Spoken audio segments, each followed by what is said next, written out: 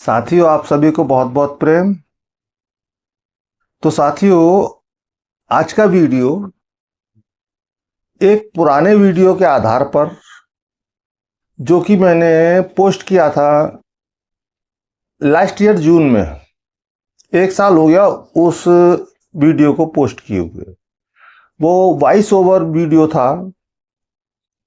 इस तरह से ऑन कैमरा नहीं था। मैंने इसमें वॉइस ओवर की थी और उस समय मेरा कोई विचार नहीं था कि मैं यूट्यूब पर अपने अनुभव शेयर करूंगा। बहुत सारे कारण, अगर आप मेरे पिछले वीडियो देखेंगे तो आप जान जाएंगे कि आज मैं अपने एक्सपीरियंस आप सभी से शेयर कर रहा हूं। इसमें नए एक्सपीरियंस, लास्ट ईयर के एक्सपीरियंस, जब से अब दोबारा से जो नए एक्सपीरियंस हो रहे हैं वो मैं आपको नहीं बता पा रहा हूं। समय आने पर वो भी बताऊंगा। मैंने अभी तक जितने बताए आपको अपने पुराने एक्सपीरियंस बताए। तो जो जून में लास्ट ईयर मैंने वीडियो पोस्ट किया था, वॉइस ओवर था। कुछ व्यूवर्स, एक व्यूवर्स हैं क्रांति कुमारी, तो उनका कमेंट है कि ये आपकी मतलब योगी हमदर्द गिरी जी की आवाज नहीं है, ये योगी हमदर्द गिरी जी की वॉइस नहीं है, ये किसी अन्य वॉइस है। तो मैं आपको बताना चाहूंगा वो भी मेरी वॉइस है। अब मैं उस घटना को फिर जो मेरे साथ अनुभूति हुई थी वो भी आपको सुनाऊंगा। और 1 साल में जब मैं पहले यूट्यूब पर सिर्फ वॉइस ओवर करता था और थंबनेल भी बनाना नहीं जानता था, यूट्यूब के विषय में कुछ भी नहीं जानता था, तो सर्वप्रथम पहली बार मैंने जो है वॉइस ओवर करना शुरू किया। वो भी इसलिए नहीं कि जो है मुझे कोई फेम पाना था, वो आप मेरे वीडियो देखेंगे पिछले तो समझ जाएंगे। तो सिर्फ मकसद यही था कि मैं अपने अनुभव आप लोगों से शेयर कर सकूं, आप सभी को शेयर कर सकूं।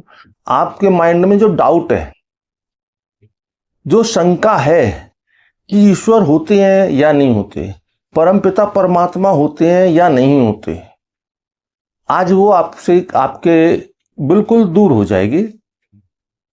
क्योंकि मेरी भी दूर हुई थी।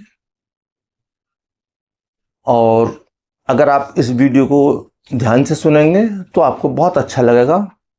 मेरी प्रथम अनुभूतियों में से है वो अनुभूति जिसमें मैंने ईश्वर को साक्षात दर्शन नहीं किए, लेकिन ईश्वर की महानता का, ईश्वर की दिव्यता का अनुभव पूरी तरह से किया और महसूस किया, और इस बात को जाना कि वास्तव में कुछ है जो कि बहुत सुप्रीम है, जो काफी डिवाइन है और इस जगत से परे का है, जो इस जगत से, इस दुनिया से, हमारी इस भौतिक दुनिया से बहुत अलग है।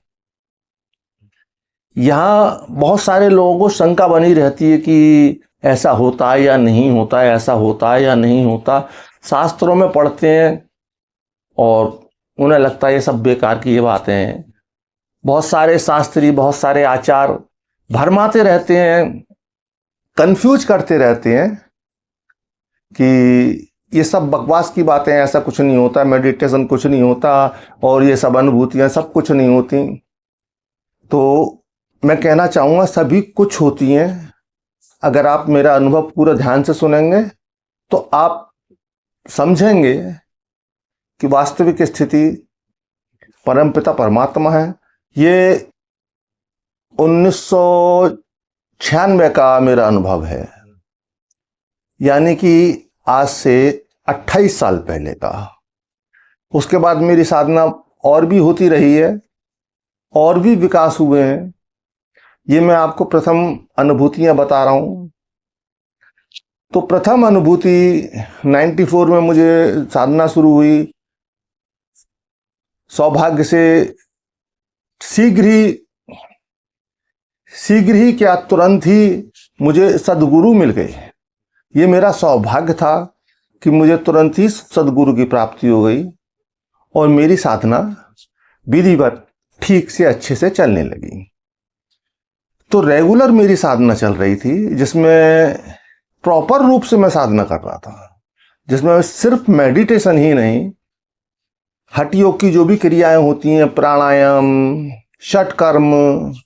षटकर्मों के द्वारा शारीरिक शुद्धि की जाती हैं, हमारी आंतरिक शुद्धि की जाती है, प्राणायाम के द्वारा हमारी प्राणों की शुद्धि की जाती है, और मेडिटेशन के द्वारा हमारे विचारों की शुद्धि की जाती है।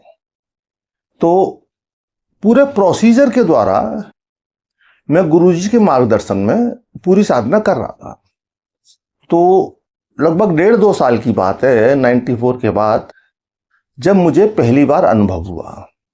पहले मैं थोड़ा सा गुरुजी के विषय में बता दूं। हमारे गुरुजी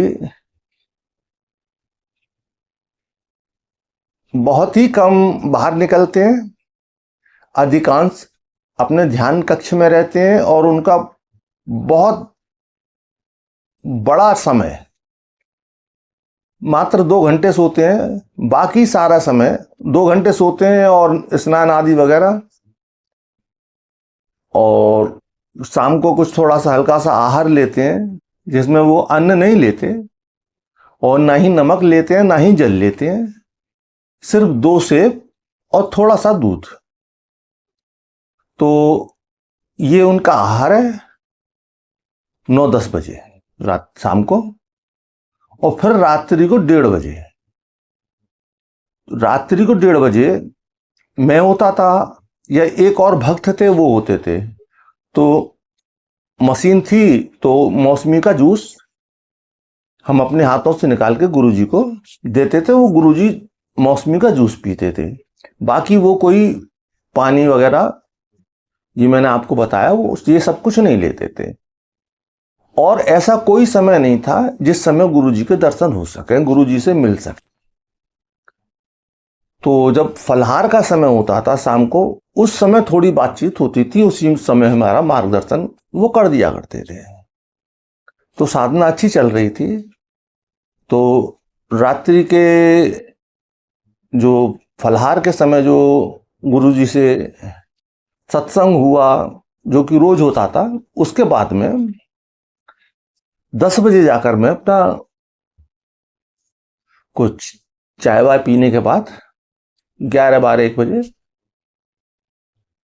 लगभग 12 बजे मेडिटेशन पर बैठ जाता था, ध्यान पर। तो उस समय साथियों, मैं मेडिटेशन करने बैठा, ध्यान पर अपने आसन पर बैठा। उस समय पद्मासन में बैठा करता था। तो जब मैं पद्मासन में बैठा और माइंड को एकाग्र करते ही बहुत तेजी के साथ मेरा थॉट एकदम स्थिर होते चले गए, और माइंड एकदम सब कुछ खोता चला गया। बाहर की आवाजें खोती चली गई, बाहर का एहसास खत्म होता चला गया। अब बाहर का कोई एहसास नहीं था। बाहर कितनी भी आवाजें हो रही थी, मुझे कुछ नहीं सुनाई दे रही थी। मैं अपने अंदर उतर चुका था। और जब ये स्थिति मेरे साथ घटी, तो जो अंदर स्थितियां थी उसके बारे में मैं आपको बताता हूं। जो दिव्य अनुभूतियां थी, डिवाइन एक्सपीरियंस थे, तो जिनके बारे में बता रहा हूं, जो प्रथम अनुभूति मेरी, तो ये प्राणोत्थान की अनुभूति थी, जो कि बाद में गुरुदेव ने बताया। मुझे लगा कुंडलिनी जागृत हो गई। यहां मैं आपको बताना चाहूंगा कुंडलिनी जागरण के विषय में। बहुत सारे साधकों को, बहुत सारे के अधिकांश साधकों को भ्रम होता है कि कुंडलिनी जागृत हो गई, क्योंकि जब तक मेरी कुंडलिनी जागृत नहीं हुई थी, उससे पहले 20 30 दफा मुझे हर बार ऐसा लगा कि आज मतलब मेरी कुंडलिनी जागृत हो गई, क्योंकि हर बार एक नई गहरी अवस्था, एक नए गहरे अनुभव तो साधक को भ्रमित कर देते हैं कि वास्तव में कुंडलिनी जागृत हो गई। लेकिन कुंडलिनी जागृत के अनुभव वो अलग हैं। यहां मुझे YouTube पर नहीं मिले वो जो कुंडलिनी जागृत के वास्तविक अनुभव है। समय आने पर वो वास्तविक अनुभव भी मैं आपको शेयर करूंगा, अभी नहीं कर सकता। तो जब मेरे ध्यान की स्थिति गहरी हुई और बाहर की स्थितियां सारी खत्म हो गई, जो जिसे हम प्रत्याहार की स्थिति कहते हैं, प्रत्याहार, धारणा, ध्यान और समाधि, ये 4 स्टेप होते हैं। वैसे तो अष्टांग योग के 8 स्टेप हैं, यम नियम आसन प्राणायाम। यम नियम आसन प्राणायाम ये हमारी फिजिकल बॉडी के लिए है, और प्रत्याहार, धारणा, ध्यान और समाधि ये हमारी इंटरनल बॉडी के लिए, शटल बॉडी के लिए, हमारे सूक्ष्म शरीर के लिए, जो कि डिवाइन लेवल पर है। तो प्रत्याहार की स्थिति में हम बाहर का कुछ भी ग्रहण नहीं करते। जो हमारी ज्ञानेंद्रियां हैं, कोई भी आहार, जैसे कि हमारी आंखें हैं, हमारी आंखें देखती हैं तो उसका आहार है देखना। हमारे कान हैं, उनका आहार है सुनना। हमारी स्किन है, उसका आहार है स्पर्श करना। इसी तरह हमारी 5 ज्ञानेंद्रियों के अपने अपने आहार होते हैं जो वो निरंतर लेती रहती हैं। तो प्रत्याहार की स्थिति में हमारी जो कि ज्ञानेंद्रियां बहिर्मुखी हैं वो अंतर्मुखी हो जाती हैं। जो बाहर की वस्तुओं को अनुभव करती हैं, देखती हैं, स्पर्श करती हैं, वो सारे बाहर से खत्म होकर अंदर की ओर हो जाते हैं। वो हमारे अंदर की स्थितियों को अनुभव करती हैं, अंदर के दृश्यों को देखती हैं।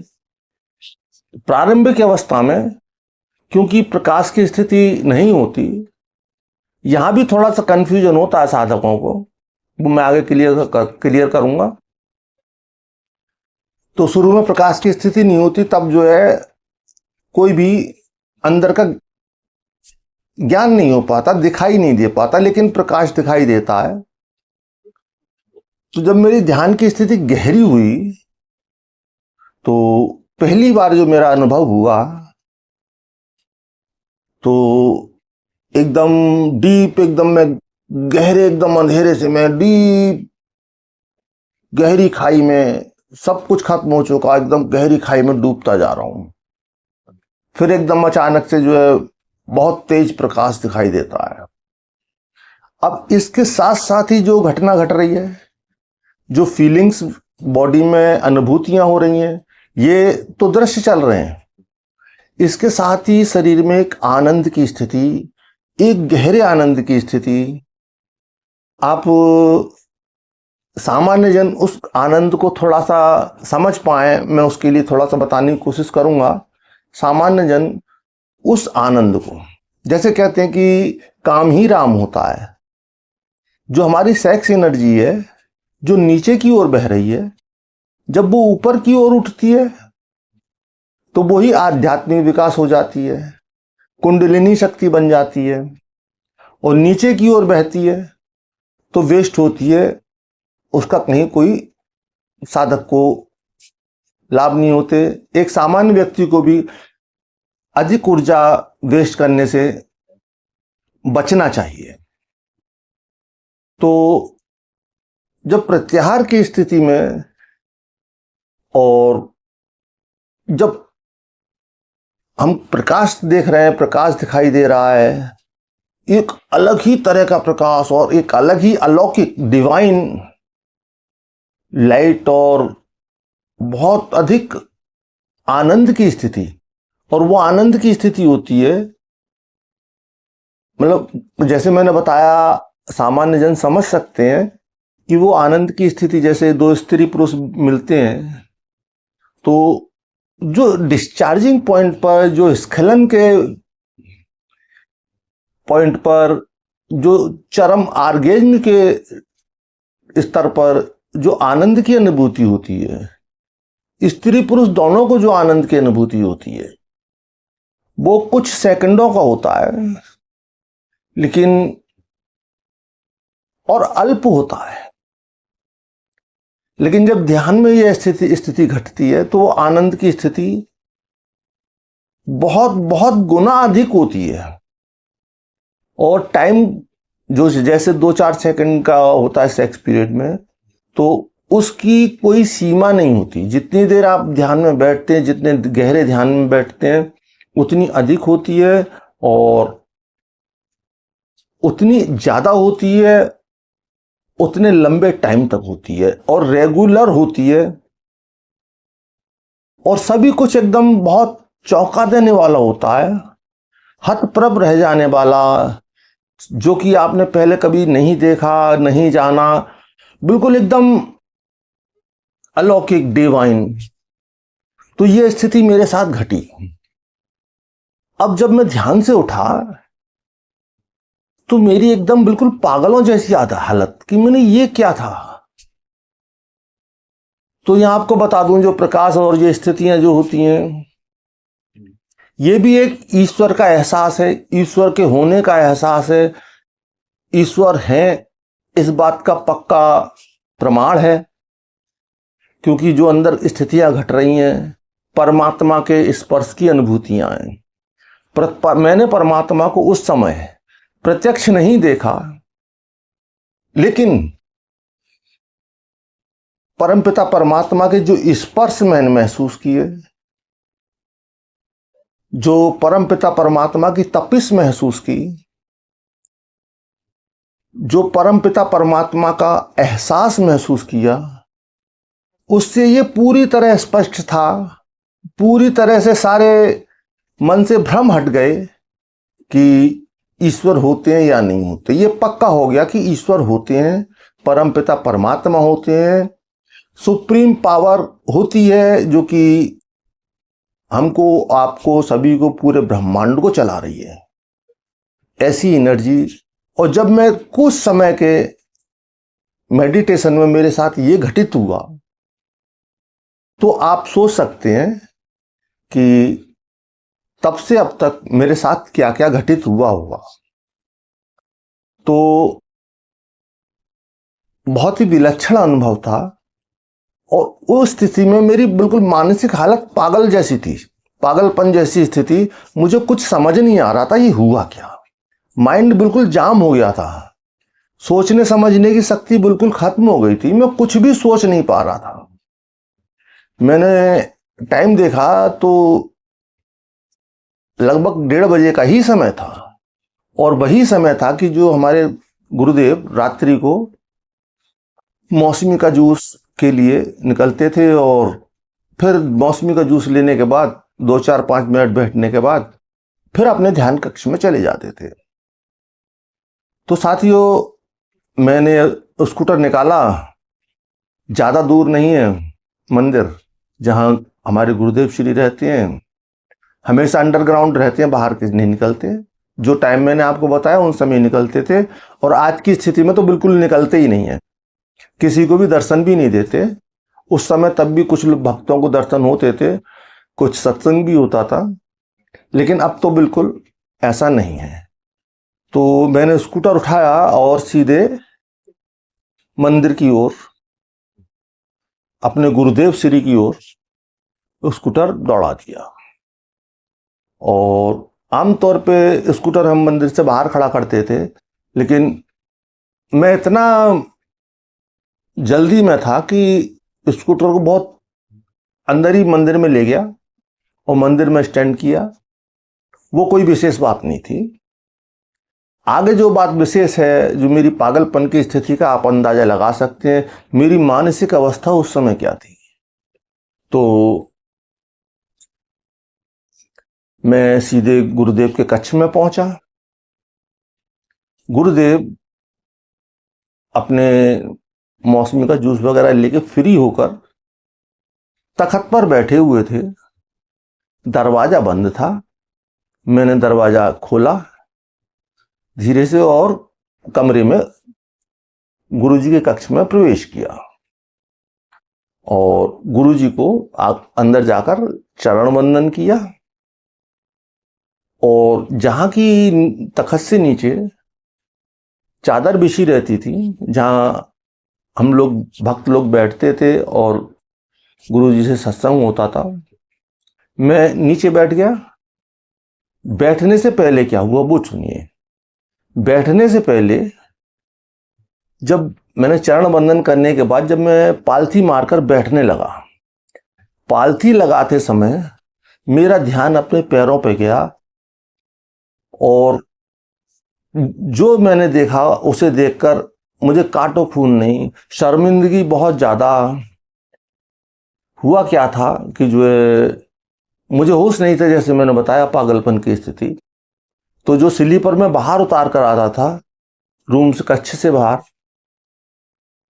और सभी गुरुजी के कक्ष से बाहर ही स्लीपर उतारते हैं और यही शिष्टाचार है और यही नियम भी था। तो जबकि ऐसा नहीं, लेकिन गुरुजी देख रहे थे, सारी गतिविधि देख रहे थे और मंद मंद मुस्कुरा रहे थे और सारी बात शायद वो समझ रहे थे। तो मैंने जब देखा मेरे पैर में स्लीपर, मैंने तुरंत गुरुजी से क्षमा मांगते हुए तुरंत बाहर निकलकर स्लीपर निकाले और फिर गुरुजी से फिर एक बार क्षमा मांगे, गुरुजी क्षमा कर दीजिए, जो है मैं इस तरह से, कुछ मेरी स्थिति ठीक नहीं है तो मैं गलती हो गई। गुरुजी बोले कोई बात नहीं, आशीर्वाद है, बताइए जो आप कैसे परेशान लग रहे हैं। तो मैंने बताया गुरुजी मेरे साथ ऐसे ऐसे घटित हुआ और मुझे समझ नहीं आ रहा ये क्या हुआ। तो गुरुजी ने मुझे बताया ये कोई खास नहीं, लेकिन बहुत खास है। बहुत खास इसलिए ये प्राणोत्थान की स्थिति है। यही आगे परिपक्व होते हुए लंबे समय में परिपक्व होते हुए कुंडलिनी शक्ति के रूप में परिणित हो जाती है। अभी ये प्राण शक्ति ऊपर उठ रही है, उसके बाद आपकी सेक्स एनर्जी, जो काम एनर्जी है, वो ऊपर उठेगी, वो कुंडलिनी शक्ति होती है। कुंडलिनी शक्ति उठने से पहले हमारी प्राण ऊर्जा उठती है, जो कि शरीर में, पूरे शरीर में घूमती है। शरीर के हमारे उन केंद्रों पर भी घूमती है, जाती है जिन केंद्रों पर कभी हमारी प्राण ऊर्जा कभी स्पर्श नहीं होती। लेकिन जब हम साधना करते हैं तो सारे केंद्रों पर प्राण ऊर्जा एक्टिव होने लगती है, जिसकी वजह से हमारे हाथ पैर हिलना, सर झटके, किसी भी तरह के झटके लगना, ये सब होने लगता है। और जब वो सुषुम्ना मार्ग में प्रवेश करती है, पहले तो काफी दिन तक इधर उधर ये चलता रहता है, सुषुम्ना मार्ग में भी काफी समय में प्रवेश करती है। जब सुषुम्ना मार्ग में प्राण प्रवेश करने लगते हैं तो सुषुम्ना मार्ग की शुद्धि होने लगती है, आज्ञा चक्र तक जाता है वो, तो आज्ञा चक्र तक की शुद्धि होने लगती है। जब पूरी तरह शुद्धि हो जाती है तब कुंडलिनी शक्ति एक्टिव होती है, उससे पहले नहीं। उसके सारे शुद्धिकरण होने के बाद ही कुंडलिनी शक्ति एक्टिव होती है और ऊपर चढ़ती है। तब भी उसकी स्थिति बहुत ज्यादा विस्फोटक होती है। सोचिए अगर पूरी शुद्धि ना हो, क्योंकि प्राण ऊर्जा जो हमारी 72,000 नाड़ियों को शुद्ध करती है। जब 72,000 नाड़ियां हमारी पूरी तरह शुद्ध हो जाती हैं, उसके बाद ही कुंडलिनी शक्ति एक्टिव होती है और वो आज्ञा चक्र तक जाके स्थित होती है। और उसके बाद बहुत सारे ज्ञान की स्थिति शुरू होती है, बहुत सारा ज्ञान अर्जन होता है, आध्यात्म की बहुत गहराइयों को समझते हैं। तो साथियों, गुरुदेव ने मुझे सब कुछ स्पष्ट किया तो मुझे समझ आया। फिर इस तरह की अनुभूतियां मेरे लिए आए दिन की हो गई, आम हो गई। तो फिर मुझे कभी ऐसा नहीं लगा कि मतलब एकदम पागलपन की स्थिति है, एकदम मैं बहुत चक्कर रह जाऊं।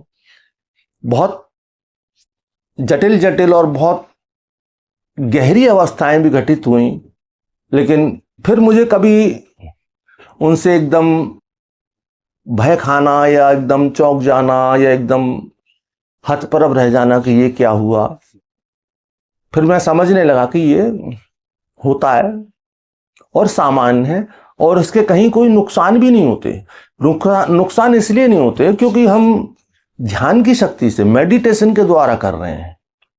नुकसान तभी होते हैं, नुकसान तभी हो सकते हैं जब तांत्रिक विधि से या बहुत सारी ऐसी विधियां हैं जिनके द्वारा जबरन कुंडलिनी शक्ति को एक्टिव कर दिया जाता है, कर लिया जाता है, और 72,000 नाड़ियां पूरी तरह शुद्ध नहीं होती, तो उसके बहुत सारे नेगेटिव प्रभाव सामने आते हैं। साधक पागल भी हो सकता है, विक्षिप्त भी हो सकता है, क्योंकि इतनी पावरफुल एनर्जी है कुंडलिनी शक्ति कि इतनी पावरफुल एनर्जी को संभाल पाना सहज आसान नहीं है। क्योंकि जैसे मैंने अपना पहला अनुभव बताया, सामान्यतः लोग जो कुंडलिनी जागरण समझ लेते हैं,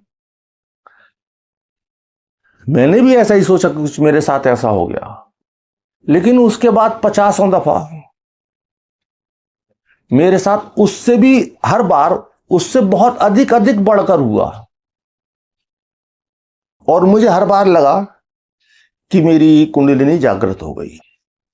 मैं एक डायरी लिखता हूं, उस डायरी में मैंने जाने कितनी जगह इस बात को लिखा है कि आज मेरी कुंडलिनी जागृत हो गई, आज मुझे ये अनुभव हुए।